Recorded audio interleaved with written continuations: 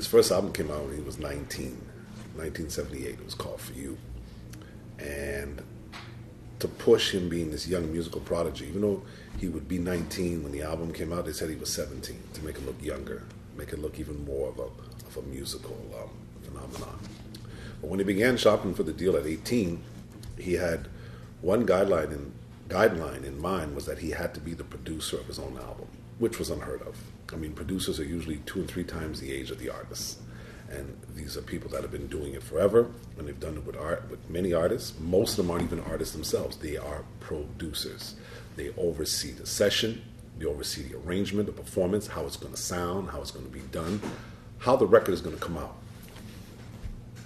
Prince at 18 knew already that he wanted to be his own producer. Nobody knew how to make Prince sound more like Prince than he did. Now, of course, he didn't have the odds working in his favor, because a producer at 18, 19, that's not going to happen.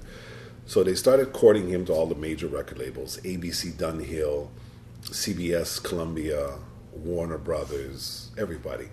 And where I guess the deal breaker would be is when his manager would tell him, well, he wants to produce his own record. And they said, he's how old? He wants to produce his first album, and he's how old? Not going to happen. They even threw a party for him at Columbia, at the executive's mansion, and they invited Earth, Wind, and Fire, who Prince, admired and was a fan of. And they introduced him to Verdine White, who's a bass player, brother of the late Maurice White. And they said, Prince, we'd like to introduce you to Verdine White, Earth, Wind, and Fire. And I guess they exchanged pleasantries and they shook hands, and they said, we'd like him to produce your first album if you sign with us. And at 18, as gracious as he is, at 18 he was cocky enough to whisper in his manager's ear, he can't produce me, he can only play bass. And Prince could play every instrument you put in front of him. So that was a deal breaker. Finally, along the lines of pushing Warner Brothers to allow him to produce his first record, they said, we'll do it, but we want to do a test. We're going to book time in the studio, and we're going to have him record a track. He's going to lay down the drum tracks, the bass tracks, the keyboard tracks, the guitar tracks, sing the vocals. And the unique thing about Prince, he played everything on his own records. And they said, we're going to have executives coming in and out. And he's not going to know who they are. We'll even have one of them pose as a janitor. And they're going to see if he knows what he's doing. And if he is, we're going to let him produce his record. And at one point, one of the executives, I think, let the cat out the bag, and he said, there's no bass on that song you're doing. Shouldn't there be bass? And I think Prince threw his papers up in the air and says, all right, everybody out. This is an 18-year-old. Everybody out. I can't work like this. And they went out and spoke to his manager. They said, he might be a little cocky, a little this, but he knows what he's doing. We'll let him produce his album, making him the youngest producer in Warner Brothers history. Okay? So he releases his first 2 albums, For You in 1978, which he spent an extravagant amount of money on. The deal was $1 million for 3 albums. He spent a lot of it in the recording studio for the first album, which was at Sausalito, California. Second album, which was self-entitled Prince, he gave them a number 1 or a number 10 R&B hit with I Want to Be a Lover, but he still owed the record company money because he wasn't making any money. He was spending it all on studio time. So when he released his third album in 1980, Dirty Mind, the album was recorded in his apartment. It was not done in a professional recording studio. It was basically a demo tape. He switched management by then. And management said, why don't we release it as is? It was very raw. It was a lot of funk, a lot of punk, rock, pop. Very, very, very, very raw. That's the sound that his manager thought the public should hear when it came to Prince, the real stripped-down Prince. Prince said, cool, but he didn't think the record label would go for it. They'd want him to re-record it in a major studio, but they convinced him to release it. And it was in 1980 that Rolling Stone called his third album, Dirty Mind, the most important album of the year.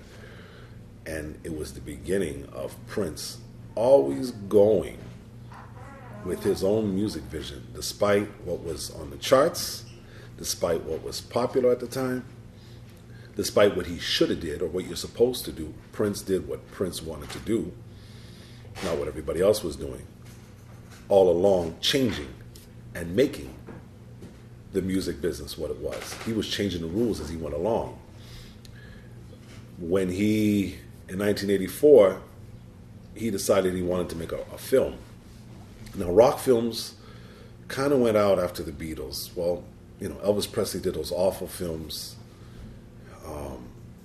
The Beatles had Hard Day's Night, Help, Let It Be. And I think Woodstock was probably the last of the important or good rock films or films starring rock stars. It wasn't something really that was a big money maker anymore. They were very costly to produce and film, and they didn't always make back a lot of money. So Prince wanting to make a film 6 years after his first album was just kind of like unheard of. He had only had 5 albums in the bag. Purple Rain would be his 6th album, but he decided he wanted to make a film. He decided that the public should see him in a film mode, so they did this kind of semi-autobiographical film named Purple Rain. Now, the reason why I touch on this is not to talk about the success of Purple Rain. You don't need me to tell you about Purple Rain. It's what he did after that. He won an Academy Award for Best Original Song. He cleaned up the Grammy Awards, cleaned up the American Music Awards. His tour did better than the Jacksons' Victory Tour that year, and he broke all records. Now, the easiest thing for someone to do to follow that up was to do something like Purple Rain Part 2. When I say that, I mean symbolically. Stay close to the winning formula. He decided not to do that. In 1985, he releases this album that's like psychedelic, a lot of 60s influence, called Around the World in a Day. Nothing on it sounding like Purple Rain. Some people thought it was commercial suicide. But it was really the moment in Prince's career when he released the biggest film, the biggest album. He made the color purple famous, and he decides to do something completely different. That was Prince sticking to his vision. He never did what he was supposed to do. He did what he wanted to do. And all along, not only did he break the rules, he made new rules. And I think that's the most important part and aspect of Prince's vision, is that he always did what he wanted to do. And this is why we're still talking about him. And this is no shame on other great artists and recording artists. There's been so many great bands and artists and so many genres of music. But many of them, not all, but many of them follow a formula. People that never followed a formula were people like Duke Ellington, Miles Davis, Jimi Hendrix, Nina Simone. They didn't follow formulas.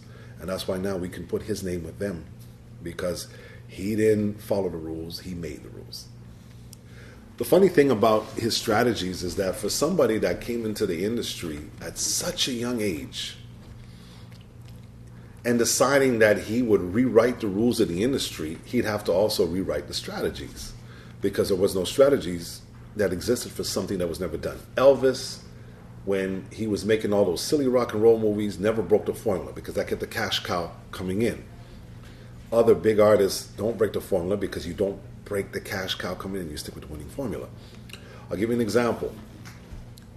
In 2004, when Prince released the album Musicology, this is years after his heyday of success. He was in his 40s. Some people thought he was kind of old for this, but yet he was still releasing an album every year. And whenever he would perform, he'd sell out. And this is like based on 2-3 days notice. Prince comes to your town, and in 3 days, and the tickets sell out like in an hour. Okay? So his legacy had already been cemented, but it was very important for Prince to prove that he could still be a commercial breakthrough, not because he needed the accolades, but to show that something good never goes out of style, it never dies. So in finding a way to make the album go platinum during his Musicology tour, he gave a copy of the album to every person that bought a ticket for the show. So therefore, if you tour for a little less than a year and you're doing 30,000 a night, 25,000 a night, it's not very long before you can reach platinum status where you've actually sold 1 million copies of the album. So when they said 47-year-old Prince in 2004 can't sell 1 million copies of an album, he did it by giving away, thus having the Recording Industry Association of America declare it platinum. Mind you, they grandfathered his achievement of it, but no other artist is allowed to do that. Because he was the first to do it, they accepted it as platinum status. You can't do that anymore. You can't give away copies of your album to make it go platinum. But that's just another way for him to reinvent himself. When he found out that he could do very little because of his contract with Warner Brothers, and Prince wanted to release albums at his own rate, his own frequency, and Warner's was limiting how he would do this. He had just inked a $100 million deal in 1993 with Warner Brothers, and then found out that they would dictate exactly what he would do, his recording input. He wrote slave on his face. A lot of people thought he was crazy. But in his mind, Prince is under contract with Warner Brothers, not the person who goes by this symbol. So while all y'all thought he was crazy, walking around with this symbol as his name, this symbol wasn't under contract with Warner Brothers. So this symbol could do what this symbol wanted to. And then when that publishing agreement with Warner Brothers expired December 31st, 1999, he went back to calling himself Prince. And people realized it wasn't so crazy. His whole concept was, if I don't own the name Prince, then I'm not going to use it. These are just examples of how he was able to continue to reinvent himself. He did the same thing with another album in 2007 called Planet Earth. He gave an interview, I think it was to the Daily Mail newspaper in London, and also given away a copy of the album in the newspaper. And so it became the biggest selling edition of the Daily Mail ever, and again, making Prince platinum status. He continuously found ways to reinvent himself and change the rules of the industry. The whole thing, with slave on his face and all that, he paid a big price for that because he was ostracized. He wanted to own the master recordings of all his music, which he did not, which he only was able to reacquire a couple of months before his passing, which is ironic in of itself, but I won't even go there. A lot of artists were not aware that they could write songs, they could sing songs, they could record songs, even record songs in their own home studio, and still have the master tapes in their physical possession, but not legally own them. So all those great albums for you, Prince, Dirty Mind, Controversy, 1999, Purple Rain, Around the World Today, Parade, Sign of the Times, Batman, Graffiti Bridge, Diamonds and Pearls. He actually owned all the reels of them and the digital tapes in his Paisley Park studio complex, but he didn't actually own them. Warner's owned them. And for close to a decade, with his ongoing war with wanting to retain his artistic ownership, he educated a lot of artists. A lot of artists were not even aware of their rights or their lack thereof that existed. So in doing what a lot of people called a spectacle, some people thought he was crazy. Some people said he must be on drugs. Something's not right. He was actually fighting for his own artistic independence, his financial reward, and at the same time educating everybody in the industry as to the rules of how this works.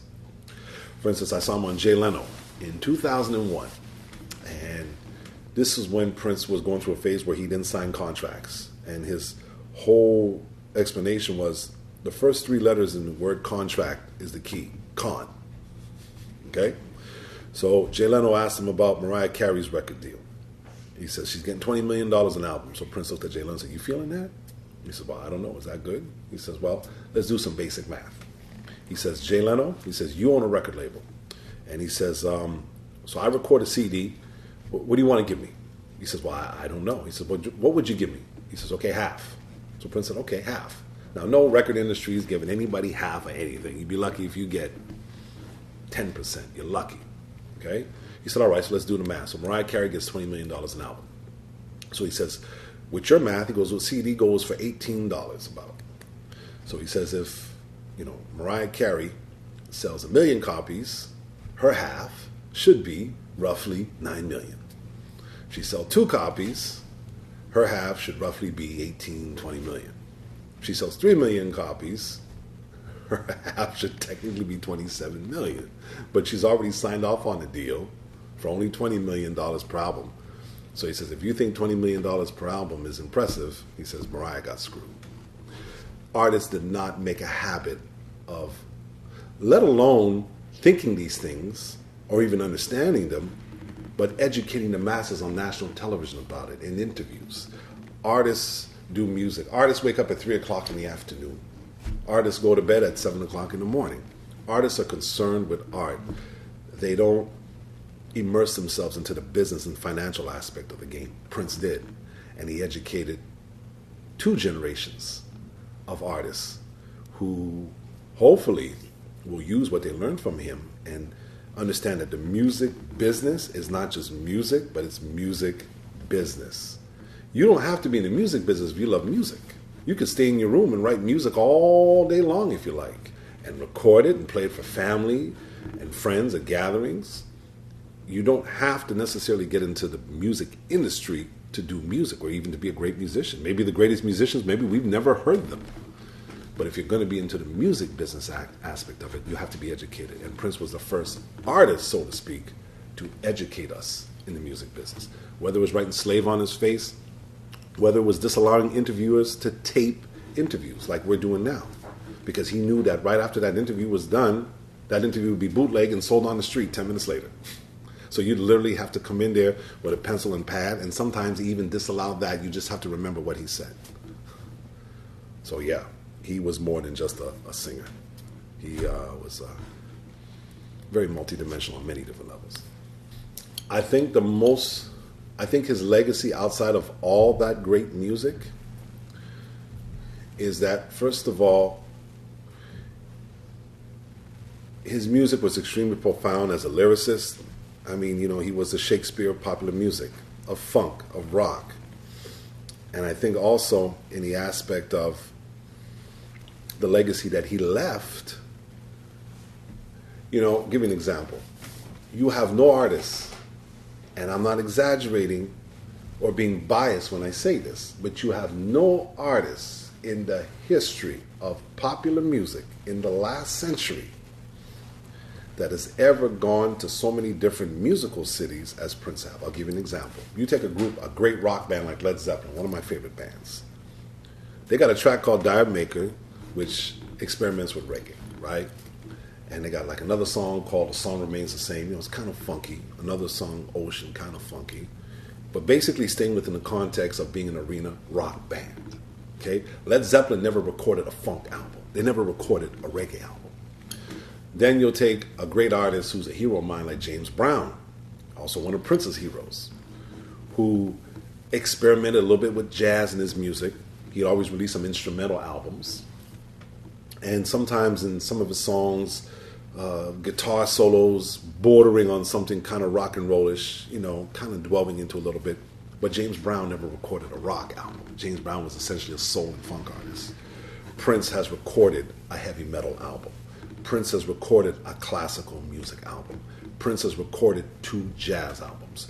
Prince has recorded pop albums, funk albums. He didn't just dwell into these things, he actually did them wholeheartedly. You have no other artist that could say, I'm doing a heavy metal album this year, and then I'm doing a hip-hop fused funk album next year.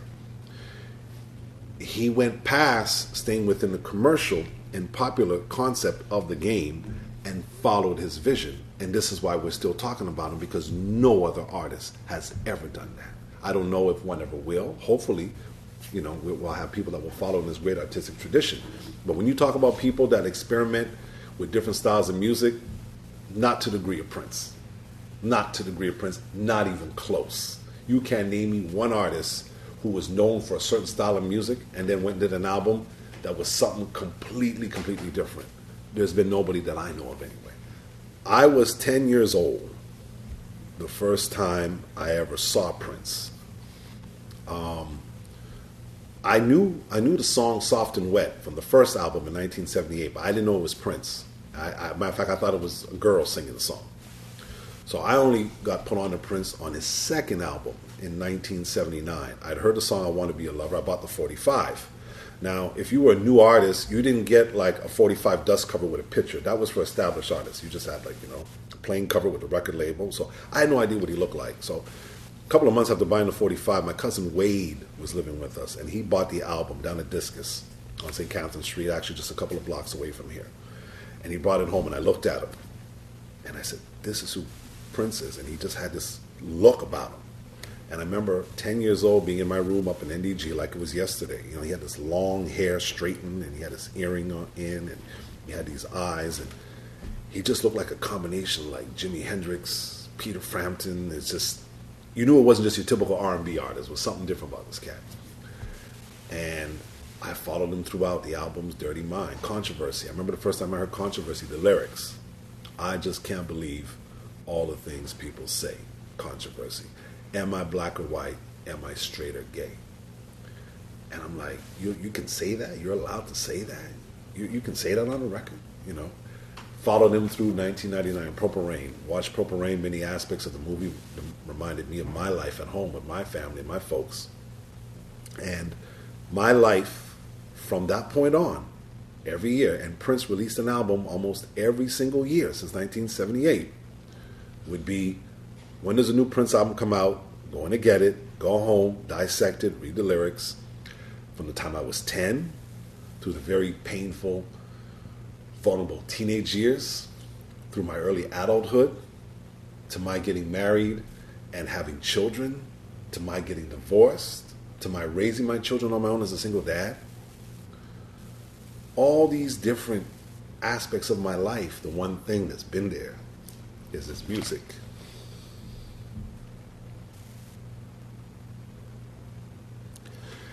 And there's a void that is no longer there.